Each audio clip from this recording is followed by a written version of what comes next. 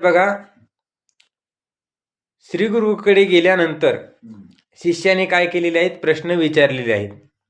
काय काय प्रश्न विचारलेत तर शिष्याने पहिला प्रश्न विचारला आहे की या जन्म मरण रूपी संसारातून मी कसा बाहेर निघेल, या संसारातून मी कसा मुक्त होईल. मग मुक्त होण्यासाठी मी जप करू का, तप करू, यज्ञ आगादी कर्म करू, किंवा आणखीन काही साधने असेल ती करू, नेमकं मी काय करू. हा पहिला प्रश्न शिष्याने विचारला. दुसरा प्रश्न विचारला की श्रीगुरूंना विचारायचं, मी नेमका कोण आहे. हा स्थूल देह म्हणजे मी आहे का, इंद्रिय म्हणजे मी आहे का, मन म्हणजे मी आहे का, अहंकार म्हणजे मी आहे, किंवा या सर्वांचा समुदाय म्हणजे मी आहे, किंवा या समुदायाहून मी कोणीतरी वेगळाच आहे. हे प्रश्न श्रीगुरूंना विचारावे. आणि विचारल्यानंतर मग अशा प्रकारचे प्रश्न श्रीगुरू ऐकतात त्यावेळेस ती श्रीगुरू काय करतात, त्याच्या प्रश्नाची उत्तरं देतात. तेच या ठिकाणी चौपाईच्या द्वारे सांगतात. सद्गुरु कहे स्वस्वरूप जान, सद्गुरु कहे स्वस्वरूप जान, एटले तारु जन्म टलसे ए प्रमाण, एटले तारु जन्म टलसे ए प्रमाण. तारा जन्म मरणो कागळ फाटे, तारा जन्म मरण कागळ फाटे. सद्गुरु वचने विश्वास रोखये माटे, सद्गुरु वचने विश्वास रोखये माटे. तर बघा, या ठिकाणी जिज्ञासू असणारा जो शिष्य आहे, ज्याला खरोखरच संसाराविषयी वैराग्य निर्माण झालेला आहे, असा जो काही शिष्य आहे, तो श्रीगुरूंना जन्म मरण नष्ट करण्यासंबंधी प्रश्न करतो. पहिला प्रश्न केला की जन्म मरण माझं कसं नष्ट होईल. मग त्याचंच असणारं उत्तर श्रीगुरू या चौपाईच्या माध्यमाने देतात. काय म्हणतात, सद्गुरु कहे स्वस्वरूप जान.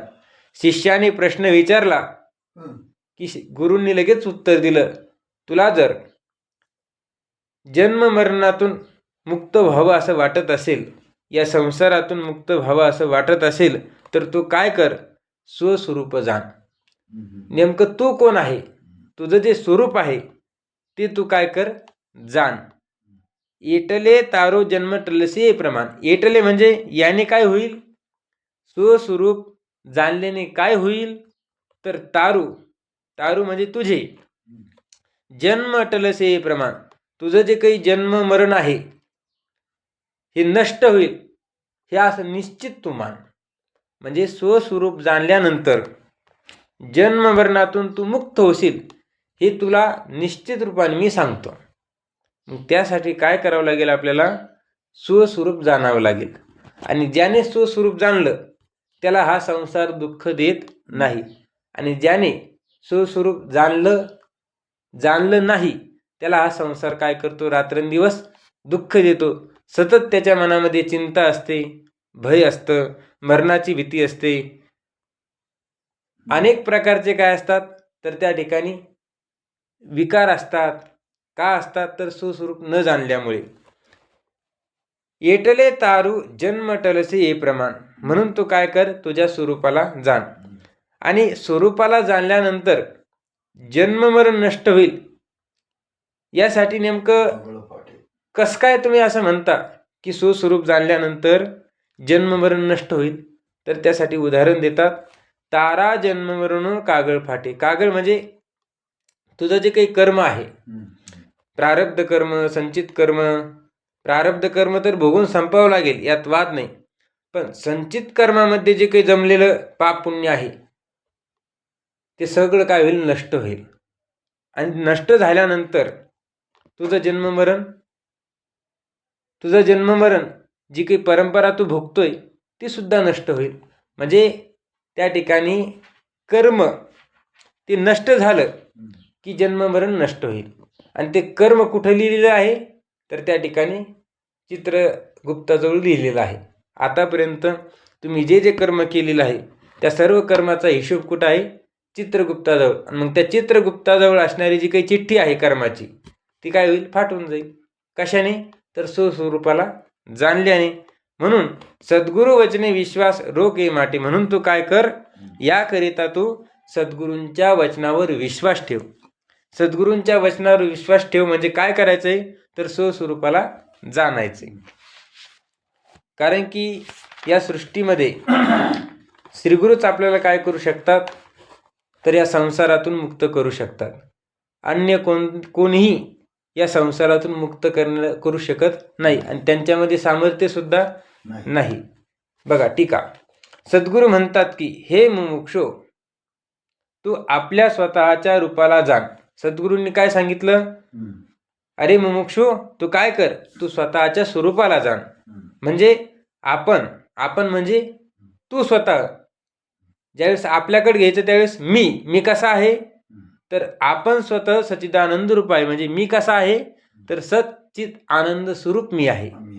पुन्हा देह, इंद्रिये, प्राण, मन, बुद्धी यांचा साक्षी असा प्रत्येक आत्मा आहो. मी कसा आहे तर देहाचा, इंद्रियांचा, प्राणांचा, पंचप्राण, प्राण, अपान, उदान, व्यान, समान, त्यानंतर मन, बुद्धी या सर्वांचा मी काय आहे साक्षी आहे. म्हणजे मी यांना पाहणार आहे. मी द्रष्टा आहे आणि हे मन, देह, इंद्रिय ही सर्व काय आहेत तर दृश्य आहे. जसं घट द्रष्टा, घटाहून काय असतो वेगळा असतो. म्हणजे घटाला पाहणारा त्या घटाहून कसा असतो वेगळा असतो. तसं या इंद्रियांना मी पाहणार आहे, मनाला मी पाहणार आहे, प्राणाला मी पाहणार आहे, या स्थूल देहाला मी पाहणार आहे. आणि म्हणून या सर्वांहून मी कसा आहे वेगळा आहे, मी साक्षी आहे. अशा प्रकारचं तू जाण. देह, इंद्रिय, प्राण, मन, बुद्धी या सर्वांचा मी कोण आहे साक्षी असा प्रत्येक आत्मा आहे. थोडक्यात मी आत्मा आहे. आणि देह इंद्रियाधिकच आपण नसून देहाचे वर्ण आश्रमाधिक धर्म व इंद्रियांचे आंद्य बधिराधिक धर्म ते दोनही आपल्या स्वरूपात नाहीत. काय सांगतात या ठिकाणी? आता हा जो काही देह आहे, कोणता देह तर स्थूल देह. त्या स्थूल देहाचे धर्म कोणते तर वर्ण आश्रम. आता वर्ण 4 प्रकारचे सांगितलेले आहेत. कोणते कोणते? ब्राह्मण, क्षत्रिय, वैश्य आणि शूद्र. हे जे वर्ण आहेत, ब्राह्मण हा जो धर्म आहे हा कोणाचा आहे तर त्या देहाचा आहे. क्षत्रिय हा धर्म सुद्धा देहाचा आहे, वैश्य सुद्धा देहाचा आहे आणि शूद्र सुद्धा देहाचा धर्म आहे. समजा आता ब्राह्मण वर्णातून एखादा देह उत्पन्न झालेला असेल तर त्याला काय म्हणतात ब्राह्मण म्हणतात. क्षत्रिय कुळामध्ये एखादा देह उत्पन्न झाला असेल तर त्या देहाला क्षत्रिय राजा असं म्हणतात, क्षत्रिय हा असं म्हणतात. एखादा वैश्याच्या कुळात जन्माला आला असेल, वैश्य या वर्णात जन्माला आला असेल तर त्याला काय म्हणतात वैश्य म्हणतात. आणि एखादा शूद्राच्या कुळामध्ये शूद्र जातीमध्ये जन्माला आलेला असेल तर त्या देहाला काय म्हणतात शूद्र म्हणतात. मग हे जे धर्म आहेत, हे जे वर्ण आहेत ते कोणाचे आहेत तर देहाचे आहेत. कोणत्या देहाचे आहेत तर हा जो काही स्थूल देह आहे त्या स्थूल देहाचे हे सगळे धर्म आहेत. मग आपण ब्राह्मण आहे का? आत्मा हा ब्राह्मण आहे का? आत्मा क्षत्रिय आहे का? आत्मा वैश्य आहे का? आत्मा शूद्र आहे का? नाही. परंतु जीवाने काय केलं? देहाला घेऊन मी ब्राह्मण आहे, देहाला घेऊन मी क्षत्रिय आहे, अशा प्रकारची समजूत केलेली आहे. आणि कोणी समजा एखाद्या व्यक्तीला वर्णावर कोणी बोललं की त्या ठिकाणी त्याला काय वाटतं वाईट वाटतं. का? कारण की वर्ण हे त्याने स्वतःचे मानलेले आहेत, देहाचे आणि मानतोय आत्म्याचे, आणि त्याच्यामुळेच काय सर्व दुःख आहे. बघा देहाचे काय तर वर्ण आहेत. आश्रम 4. आश्रम कोणते कोणते? ब्रह्मचर्य आश्रम, गृहस्थ आश्रम, वानप्रस्थ आश्रम आणि संन्यासी आश्रम. तर या ठिकाणी ब्रह्मचर्य हे कोणाचं आहे? देहाचं आहे. गृहस्थ हा धर्म सुद्धा कोणाचा आहे? देहाचा आहे. वानप्रस्थ हा सुद्धा देहाचा आहे आणि संन्यास हा सुद्धा देहाचा आहे. हे चारही आश्रम आणि चारही वर्ण कोणाचे आहेत? या स्थूल देहाचे आहेत. त्यानंतर इंद्रियांचे अंध्य बधिराताधिक धर्म आहेत. म्हणजे इंद्रिय कोणते? चक्षुरिंद्रिय का? चक्षुरिंद्रियाचा धर्म कोणता आहे? आंधळेपणा. कानाचा धर्म कोणता आहे? बहिरेपणा. वास्तविक आत्मा हा आंधळा आहे का? आत्मा हा बहिरा आहे का? नाही. पण एखाद्याला समजा दिसत नसेल तर आपण काय करतो? त्याला दिसत नाही. आता त्याला दिसत नाही म्हणजे डोळ्याला दिसत नाही का आत्म्याला दिसत नाही? डोळ्याला दिसत नाही. म्हणजे आंधळेपणा, बहिरेपणा, मुकेपणा हे सर्व धर्म कोणाचे आहेत? इंद्रियाचे आहेत. इंद्रियांचे अंध्य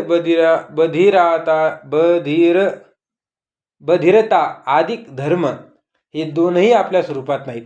म्हणजे श्रीगुरूंनी काय सांगितलं की स्थूल देहाचे जे काही वर्ण आश्रम आहेत, वर्ण आश्रम धर्म ते स्थूल देहाचे आहेत, आत्म्याचे नाहीत. त्यानंतर आंधळेपणा, मुकेपणा, बहिरेपणा हे जे धर्म आहेत हे आत्मेचे नाहीत, म्हणजे तुझ्या स्वरूपाचे नाहीत. तर ते कोणाचे आहेत? तर ते इंद्रियाचे धर्म आहेत. तर आपण केवळ शुद्ध चैतन्य रूप आहोत. आणि आपण कसे आहोत? शुद्ध चैतन्य आहोत. म्हणजे आपल्या ठिकाणी वर्णही नाही, आपल्या ठिकाणी कोणत्याही प्रकारचा आश्रमही नाही, आपल्या ठिकाणी आंधळेपणा, बहिरेपणा, मुकेपणा सुद्धा नाही. तर आपण केवळ शुद्ध चैतन्य रूप आहो असे ज्ञान जेव्हा तुझ्या ठिकाणी दृढ होईल, आणि ज्यावेळेस असं ज्ञान, कसं ज्ञान? तर मी शुद्ध चैतन्य रूप आहे. आंधळेपणा, बहिरेपणा, वर्ण, आश्रम हे सर्व असणारे धर्म कोणाचे आहेत? देहाचे आहेत आणि इंद्रियांचे आहेत. आणि मी शुद्ध आत्मा आहे. अशा प्रकारचं ज्ञान जेव्हा आपल्या ठिकाणी दृढ होईल त्यावेळी आपलं असणारं जन्ममरण टळेल. म्हणजे श्रीगुरूंनी सांगितलं की तुझं जे काही, तू जो मला प्रश्न विचारलाय की माझं जन्ममरण कसं टळेल, तर असं समजलं म्हणजे तुझं जन्ममरण टळेल. कसं?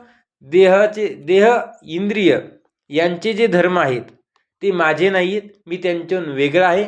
अशा प्रकारचं ज्ञान तुला झालं की तुझं असणारं जे काही जन्ममरण आहे ते टळून जाईल, म्हणजे निवृत्त होईल. हे अगदी प्रमाणसिद्ध आहे, ही निश्चित आहे ना. याचे स्पष्टीकरण करणारी अनेक वचने श्रुतीत आहेत. याचे म्हणजे हा जो काही सिद्धांत आहे या सिद्धांताचं म्हणजे ज्ञानानेच मोक्ष होतो, ज्ञानाशिवाय मोक्ष होत नाही. पण कोणतं ज्ञान? स्वस्वरूपाच्या ज्ञानानेच मोक्ष होतो. देहाच्या ज्ञानाने मोक्ष होत नाही, इंद्रियांच्या ज्ञानाने मोक्ष होत नाही, बाह्य घट पटादी पदार्थाच्या ज्ञानाने मोक्ष होत नाही. जगामध्ये इतर जे काही पदार्थ आहेत तुम्ही किती ज्ञान करा त्यांचं, त्या ज्ञानाने मोक्ष होत नाही. मग मोक्ष होतो कशाने? तर स्वरूपाच्या ज्ञानाने, म्हणजे आत्मस्वरूपाच्या ज्ञानाने. आत्मस्वरूपाच्या ज्ञानानेच काय होतो? मोक्ष होतो. म्हणून सांगितलेलं आहे ज्ञानात एव तु कैवल्यम. ज्ञानानेच काय होतो? मोक्ष होतो. तमेव विदित्वा अतिमृत्युमेती नान्यत पंथा विद्यते ऐनाय. तम एव, त्या आत्मतत्वाला ब्रह्मरूपाने जाणूनच आपण या संसाररूपी समुद्रातून उल्लंघन करून जाऊ शकतो. दुसरा कोणताच मार्ग नाही. बाकी सगळे मार्ग काय करतात? आपल्याला प्रवृत्ती पंथालाच नेतात. ज्ञान मार्गच असा आहे की तो निवृत्तीला नेतो, म्हणजे आपल्याला मुक्त करवितो. याचे स्पष्टीकरण करणारे अनेक वचने श्रुतीत आहेत. त्यापैकी काही पुढील अर्थाचे आहेत. काय? ज्ञानानेच मोक्ष होतो, ज्ञानाशिवाय मोक्ष प्राप्त होत नाही. म्हणजे ज्ञानात एव तु कैवल्यम किंवा ऋते ज्ञानात्न मुक्ती, ज्ञानाशिवाय मोक्ष प्राप्त होऊ शकत नाही. त्या आत्म्याला जाणूनच, आत्म्याला त्या म्हणजे सच्चिदानंद स्वरूप असणारा जो आत्मा आहे, त्या सच्चिदानंद स्वरूप असणाऱ्या आत्म्याला जाणूनच जीव मृत्यूच्या तडाख्यातून सुटून मोक्ष पावतो. म्हणजे या मृत्यूच्या तडाख्यातून सुटण्याकरिता, थोडक्यात मोक्षाची प्राप्ती होण्याकरिता आपल्याला काय करावं लागेल? तर त्या आत्मतत्वाला जाणावं लागेल. त्याच वेळेस आपण मुक्त होऊ शकतो. ज्ञाना वाचून दुसरा कोणताही मार्ग मोक्षाचा नाही. म्हणजे मोक्ष कोण देऊ शकतं? तर ते फक्त ज्ञानच देऊ शकतं. ज्ञानाशिवाय कोणताच मार्ग मोक्ष देणारा नाहीये. कर्म मार्ग हा मोक्ष देत नाही. त्यानंतर बाकीचे जे मार्ग आहेत आणि अन्य मार्ग, व्रत, वैकल्य, हे सुद्धा आपल्याला मोक्ष देऊ शकत नाही. मोक्ष देणारा फक्त एकच मार्ग आहे, तो म्हणजे ज्ञान. आणि कारण की आता हा वेदांताचा ग्रंथ आहे, आपण ज्ञानकांड शिकत आहोत, आणि म्हणून या ठिकाणी ज्ञानच काय करू शकतं, मोक्ष देऊ शकतं. आता इतर जे मार्ग आहेत, समजा आता कर्म मार्ग, उपासना मार्ग. उपासना काय करते, तर अंतःकरणाला स्थिर करण्याचं कार्य करते. आणि कर्म काय करतं, अंतःकरणाला शुद्ध करण्याचं काम करत असतं.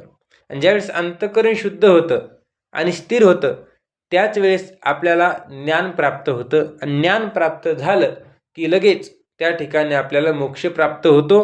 म्हणजे आपण जिवंत असतानाच मुक्तीचा अनुभव करायला लागतो. म्हणून ज्ञान म्हणतात, याच देही याची डोळा भोगू मुक्तीचा सोहळा. याच देहामध्ये, याच डोळ्याने आपण मुक्तीचा सोहळा भोगू शकतो, मुक्तीचा, जीवनमुक्तीचा आनंद भोगू शकतो.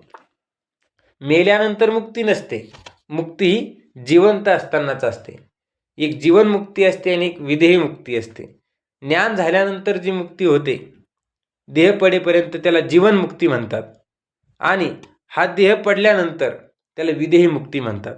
म्हणजे हा ज्ञान झालेला आहे, मी सच्चिदानंदरूप ब्रह्म आहे, परंतु देह आहे, तर ती जीवनमुक्ती.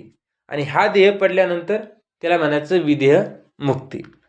ही मुक्ती प्राप्त करण्यासाठी आपल्याला ज्ञानाशिवाय अन्य मार्ग नाही. तसेच स्मृतीतही सांगितले आहे, तसेच स्मृती ग्रंथामध्ये सुद्धा सांगितलेलं आहे, आत्मज्ञाना वाचून केवळ जप तप कर्माधिकांच्या योगाने मोक्ष मिळत नाही. म्हणजे आत्मज्ञानाशिवाय तुम्ही काय करत बसलात, जप करत बसला, तप करत बसला, कर्म करत बसला, तर त्या कर्माच्या माध्यमाने तुम्हाला मोक्ष प्राप्त होत नाही. कर्म, जप, तप, उपासना हे मोक्षासाठी कारण नाही का? आहे, पण साक्षात कारण नाहीत.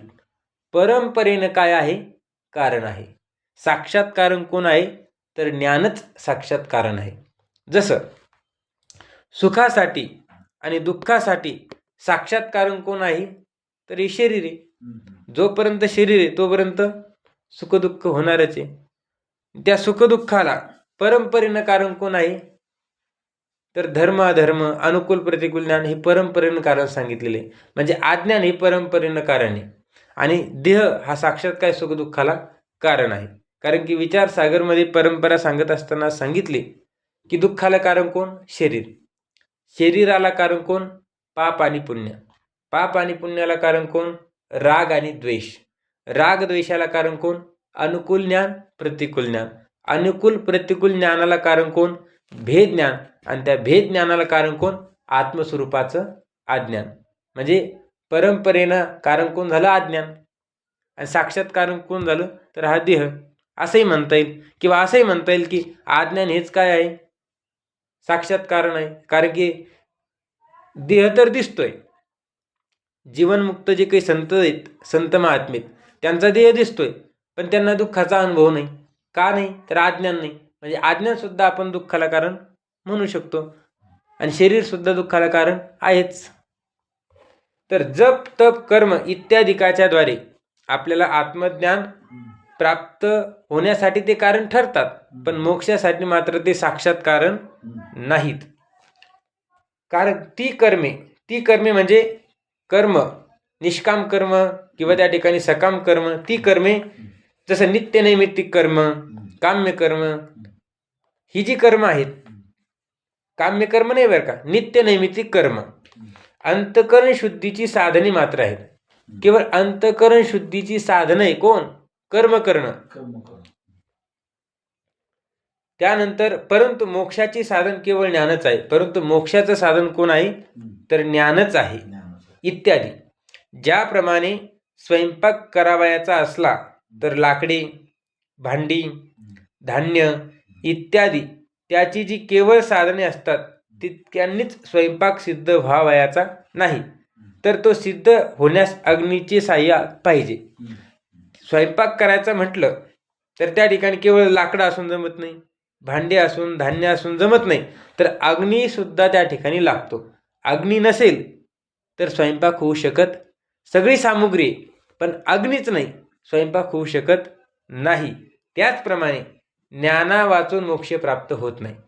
सगळं करताय, पूजा करताय, परोपकार करताय, 24 तासातून 20 तास त्या ठिकाणी भगवंताचं स्मरण करता, आणखीन ग्रंथ वाचता, परंतु ज्ञान जर नसेल, सुस्वरूपाचं ज्ञान नसेल, तर त्या ठिकाणी मोक्षाची प्राप्ती होऊ शकत नाही. त्यासाठी तुझे स्वतःचे रूप तू अगोदर ओळख. म्हणून श्रीगुरु सांगतात की तुझं जे काही स्वतःचं स्वरूप आहे त्या आत्म्याला तू जाण, तू ओळख त्याला.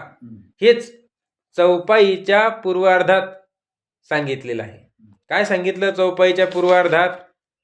सद्गुरु कहे स्वस्वरूप जाण. सद्गुरूंनी काय सांगितलं?